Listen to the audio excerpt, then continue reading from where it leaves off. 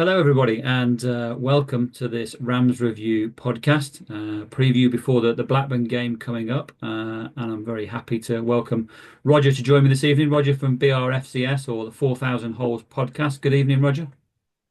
Good evening, Nigel. Thanks for having me. And I think it's fair to say that when we look at this game, if we looked at this game 6 weeks ago or 2 months ago, it would have just been another competitive championship game on the fixture list.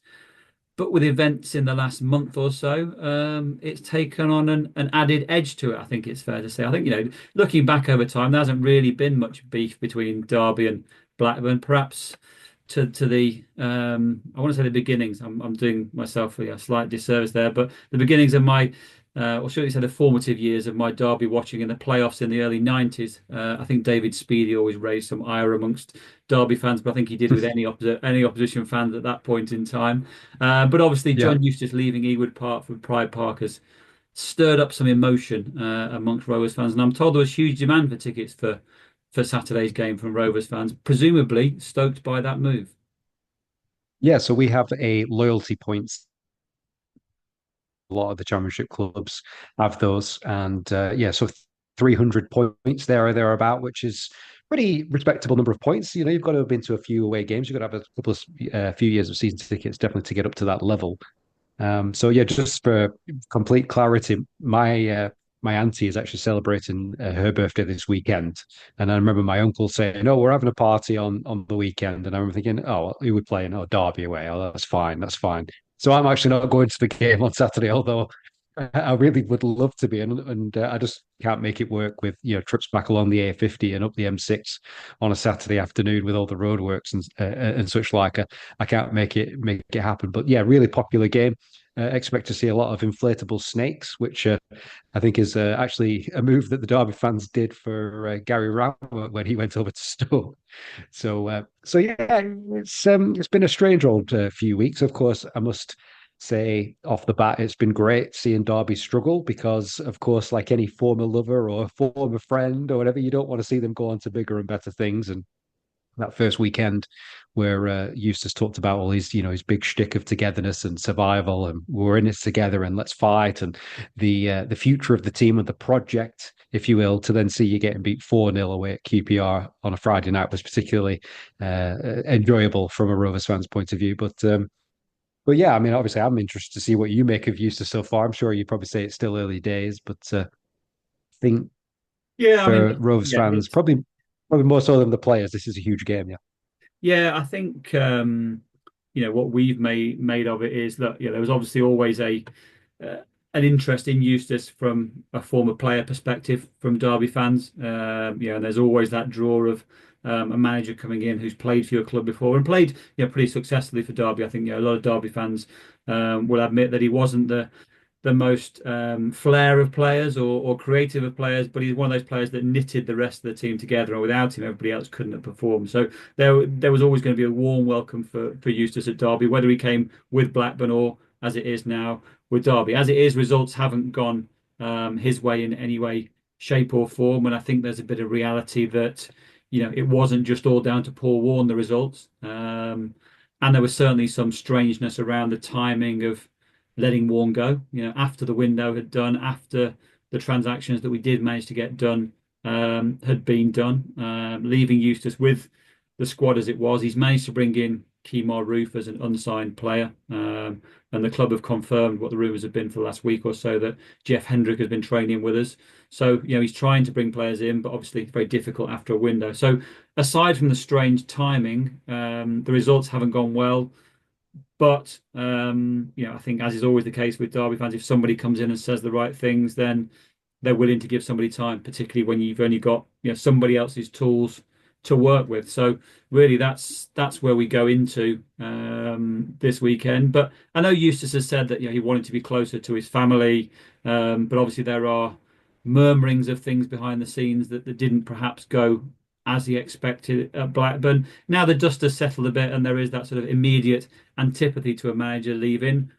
What is your thought of Eustace's time at Blackburn, and could him leaving have been avoided? Absolutely, 100%. And I still think a lot of Rovers fans would say that had he have gone in the summer, had we have finished in the top top six or probably missed out, which is, let's face it, we were one of the favourites for relegation. I think we were fourth or fifth favourites to go down at the start of the season. So to even get us in that conversation by February when he left was a credit to the job that he did.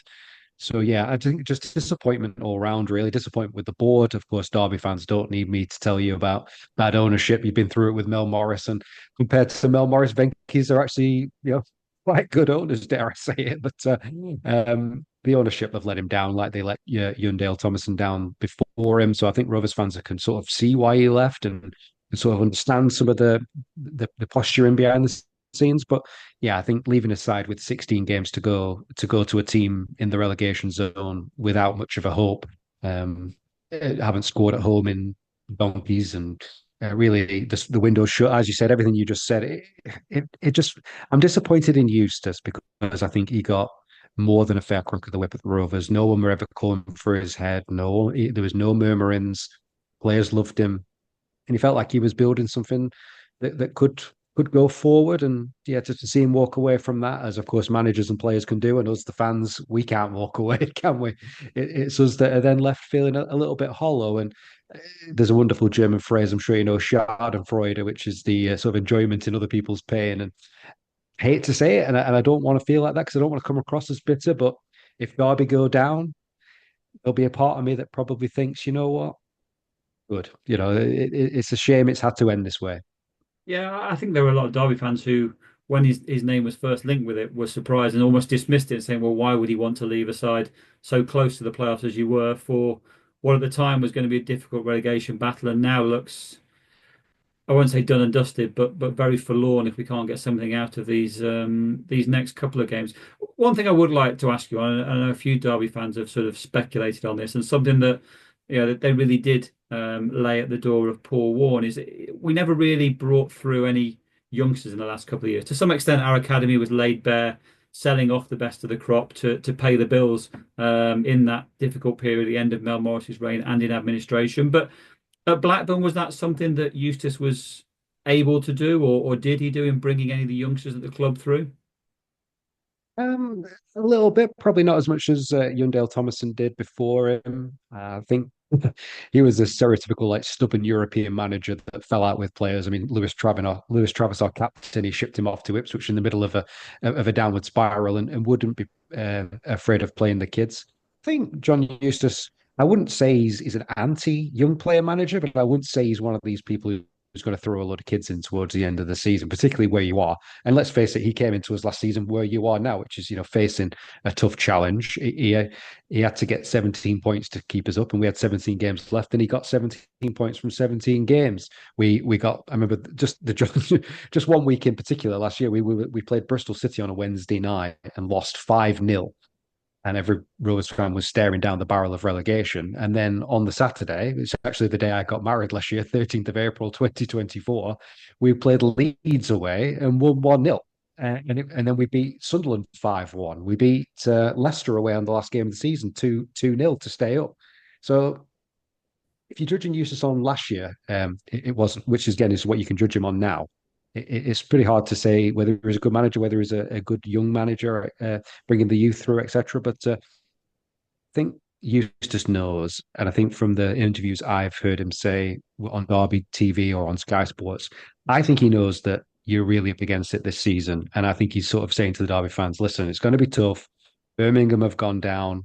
They've regrouped. They've managed to straighten the books. This will be us. Stick with me. There's a 3-year plan. And yeah, maybe next year he gets a chance to blood more youngsters if you are sort of not having to strike for points every week and every game. Interesting. Well, let's see, and let's hope that we are still in the process of scraping for points right through the end of the season. It isn't just a case of a free hit to blood some youngsters then. But as you mentioned quite rightly there, we've had no wins in 13, no goals at home since Boxing Day. With Blackburn outside the playoffs and just goal difference, it must feel like an easy 3 points on Saturday. Well, if there's any crumb of comfort I can give to the Derby fans, is that our record since the pandemic, so since 2020, against teams that have come up from League One into the Championship, whenever we've played them away, we've won one, drawn one, and lost 10. So, yes, we don't have a great record against the promoted sides. We've already lost at Plymouth this year. We lost at Oxford this year. So yeah, the Rovers fans on the Rovers message boards are predicting, and as of course every football fan fears the worst, is a Derby 1-0 win with a Ryan Nyambe goal off his backside in the 96th minute. You know, a guy who hasn't scored in 226, is it a record number of outfield appearances without scoring? I actually had a look at the odds on that today, just when I knew we were speaking tonight. 180 to 1 you can get on Ryan Nyambe and Derby 1-0. So, yeah, maybe stranger things have happened.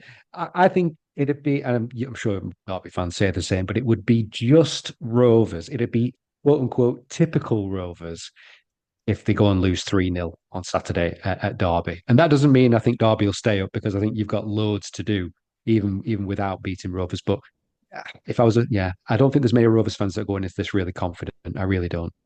I mean, I think the one crumb of solace that perhaps Derby fans have is, I don't see us winning 3-0. I think if we win, it will more likely be a 1-0. But in most games this season, we've been in them and been competitive. The trouble is we haven't had a clear goal scorer. Jerry Yates is a top scorer. It hasn't really, has not scored enough to say that he's really been an out and out goal scorer. Lars Salvason, who we brought in the window, has looked potentially more like that. But again, we haven't scored the goals to justify that yet. Yet when we came to Ewood Park on that opening night of the season, there were 6 goals scored. And I think even that game was one of those where, yes, I think we were all shocked as to, wow, okay, this is the championship. This is how tough it's going to be. But at 1-0, I thought it was a pretty even game. And dare I say, at that point, I perhaps got a little bit carried away and thought, you know what?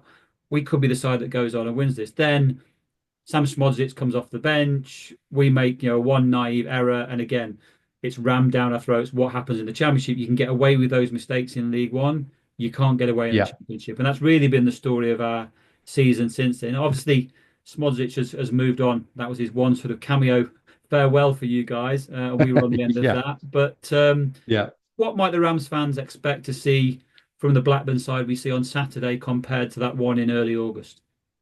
Well, of course, we've got a new manager now, Valérien Ismaël, who, again, I'd maybe put him in that John Eustace bracket along with Gary Rowett and Stephen Schumacher and Ryan Lowe. Of this, that sort of championship, sort of okay managers who will come in and have a decent effect on your squad, and you'll probably do all right. But so I can't really tell you how we're going to play it. This is his first away game. He came in last week. He said that he was going to try and not sort of evolution, not revolution, stick to the Eustace style, which is the 4-2-3-1, which I presume he's been playing with Derby, which is, your 2 holding players and a really emphasis on the 3 attackers. We don't score a lot of goals either, so potentially not a great appointment if you're looking for attacking football, because I know we got 4 on that opening game against Derby on that Friday night. But yeah, I think our biggest win apart from that is 3-0, and with a lot of 2s and 1s, we've not blown any teams away in 30 odd games that you've just had this season. But I think we'll be workmanlike. I think we'll put a lot of effort in. I think we'll battle. We've got a big lad up front, which is a typical championship big man, who's a Mach Gay, who's on his day, he's 9 out of 10, looks $1 million, but his day comes around once every 3 or 4 games. We've got Todd Cantwell, who sounds great on paper, but doesn't turn up that often. Tyree Stolen, another one who frustrates. Actually, our top goal scorer, Andy Vyman, has been ruled out for the rest of the season with the meniscus tear today, and he scored the equaliser against Norwich last weekend. So I honestly don't think there'll be any Derby fans that come away from the game and think, even if Rovers win, thinking, blooming it, they're a good side. They're a good team. I think Rovers are one of about a dozen teams in this level, from fourth down to 18th, who on the day can look good and on the day can look badly average. We got beat 3-0 at Swansea last week, and Swansea 2 or 3 weeks before got beat 5-0 somewhere else. And then Bristol City look a good side now. We lost at Oxford. They got beat.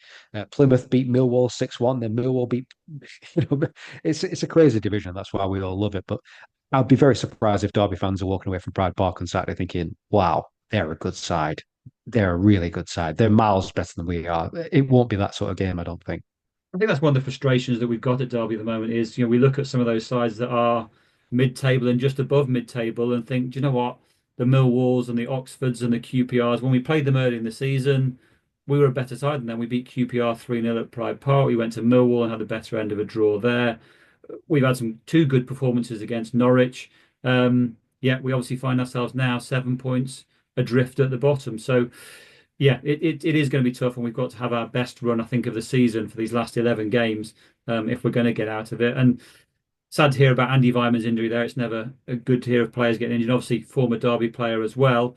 I think, Yeah. again, another one who never really fulfilled his potential at Pride Park, but certainly had a better record at Bristol City and seemed to have had a reasonable season for you so far. Is that? Yeah, done well. Yeah, yeah, done very well. Yeah, he's what's that experience that nous at this level, and his goal last weekend showed that just right place, right time, got a nice flick, and you don't play as many games and international games as he's done over his career if you're not a good player in some levels. So, but again, you're right. I think for me, this season's been a weird season in the Championship, hasn't it? Where you've had Luton that have come down from the Premier League and really struggled, and then obviously you've got your bigger teams like your Sheffield Uniteds and Dara mentioned them, Burnley, our rivals, our near neighbours who have been particularly boring, I would say. Not bitter, but just all the nil-nils, 13 nil-nil draws that they've had.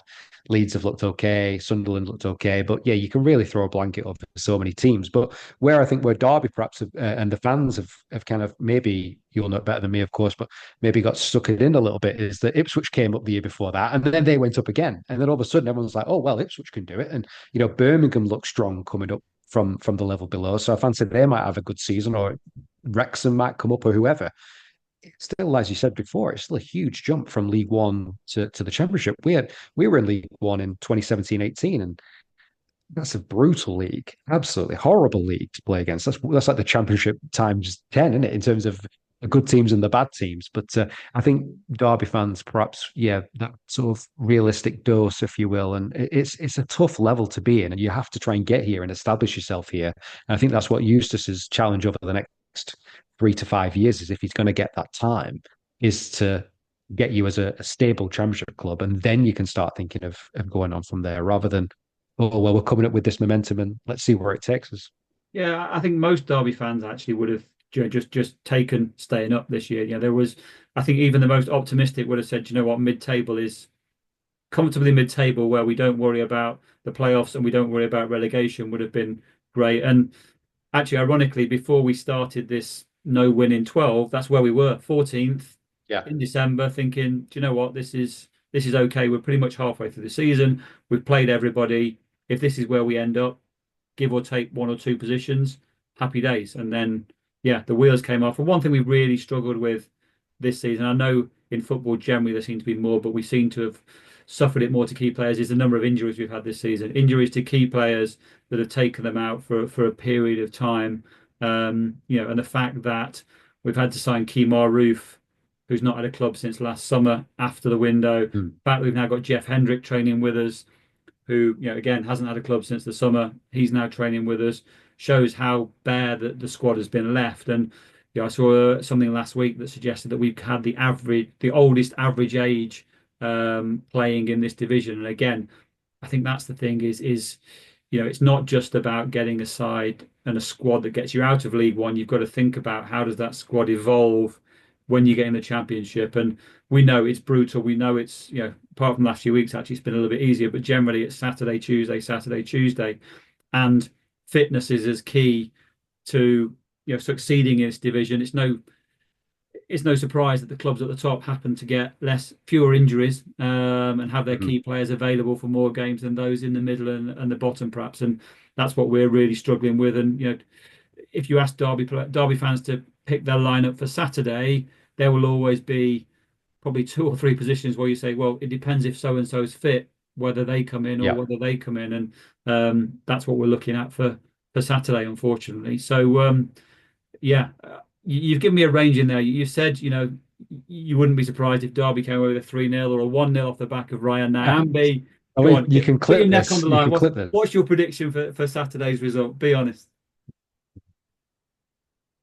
I think if Rovers score first, we will win. I think the first goal is huge. I think if the first goal goes in Derby's favour, particularly when there'll be 2,500, 3,000 Rovers fans there, big atmosphere, early goal for Rovers. I think if the Derby fans perhaps, oh, here we go again, and obviously you're sort of so used to it now. I think all it's going to take for Eustace and for Derby is, if you're going to have any chance, he's going to have that one performance, aren't you? That one moment, that one spark, and it's got to happen for him at some point. I mean, I wouldn't have been upset had he have won one of the three games in between now, because I would have been a bit like, well, at least he can't get his first win against Rovers. It just seems to be written in the stars. If I'm being completely pushed and can clip this on Saturday, I think Derby will win 1-0. I just think I Rovers, think you're right about that whenever, first goal. We've in recent games under Eustace, under Matt Hamshaw when he was temporarily involved, and under Paul Warren before, we've looked comfortable at 0-0. What we haven't looked is threatening. And as soon as the goal goes against us, then we seem to heads run drop. out of ideas. So I think you're very right there. If you get the first goal, I think there will be a, oh no, here we go again. Look at the other results. Are we still only 7 points, or are we 8 points, or 10 points from safety now immediately at that point?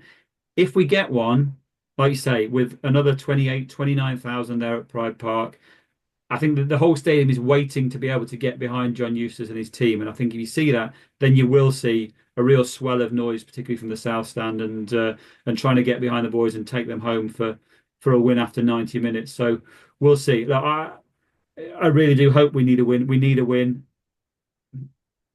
I'll be honest and say, if we got a draw, that would surprise me right now where we are. But Right. I'm going to go back and try and channel 1992 when we'd lost 4-2 at Ewood Park in the first leg of the playoffs, came back to the baseball ground and won 2-1 there. So I'm going to hang my hat on that and hope for that lightning strikes twice, and we go from that. So I I'd say just think I'll just one take a more, goal wherever it comes. just one more thing to add. And again, this would be a huge criticism I would have of the Rovers players. If I was in front of a room, I would say this now: is that Rovers over the last 4 or 5 years have gone close in playoff runs. Under Tony Mowbray, the last year we had him, under Yundell Thomason. Obviously not last year, but then this is our third year out of four where we've been in February, March, and we've had a good chance. And we've always fallen away, and there's always been some sloppy performances. Our next four games are against Derby, Stoke, I think, Portsmouth, and Cardiff. So basically four teams that are down there. And I would, try and say to the Rovers players, listen, if you want to be in the Premier League next season, you want to be in the playoffs at the end of the season, you have to go and win three out of those four games, because that's what good teams do. And Rovers have consistently over the last 4 years let us down in big moments. And I think, as you said to start the whole show, this game has become a big game for both Derby fans and for Blackburn fans. It's John Eustace. There's so many subplots in it. And I think I'm just basing mine off is that, and if any encouragement for Derby fans is that Rovers got a terrible record against promoted sides, and Rovers have had a real lack of big characters in big moments in these sort of games. And that's what worries me going into Saturday. And that's what I suppose Derby fans will be hopeful for that. And so who knows? We'll see what happens. But yeah, I think one goal is going to settle it, as you said. But for me, I can certainly picture an early Derby goal, Eustace on the sidelines in front of the south stand, giving it the wait, at the end of the game, and all of a sudden coming off and togetherness. And I'm sure John will be very empathetic about Blackburn. Oh, I had a brilliant time at Blackburn, and what a wonderful club it is, and blah blah blah blah blah. Yeah, I feel as though I've seen this movie before, and I feel as though we're going down familiar territory. So that's got me worried, and I think a lot of Rovers fans were worried too. Well, given who you've got coming up, I'm more than happy if you have those three wins, because that will help us if we can Just make sure that the one is not on Saturday. So, look, Roger, it's been great talking to you. yeah, Thank you very much for your time this no, evening. thanks for having me on, Nigel. Enjoy your event on Saturday. Sorry you can't be there at Pride Park, but yeah, let's see where it comes out with it. And I'm hoping we clip that bit where you say that you predicted Derby's win come Saturday evening. 3-0. Yeah. Well, ironically, it's my auntie, who I don't know whether she's a Rovers fan of sorts, but I don't know whether she'd be listening to a Derby podcast. So I think I could say it's her surprise birthday party on Saturday, and she's called Anne Owen. So who knows? Maybe it was meant to be all along. So Fingers if she crossed. is listening, happy birthday to my auntie. Yeah. Happy birthday, Jan. Particularly so, she must be a great Pisces because it was my birthday yesterday as well. So happy days. Oh, there you Everybody's got a go. birthday Yeah. this week. Lovely. Roger, great talking to you. Thank you very much Cheers, for your Nigel. time. We'll speak again soon. All the best. See you later. Cheers. Bye.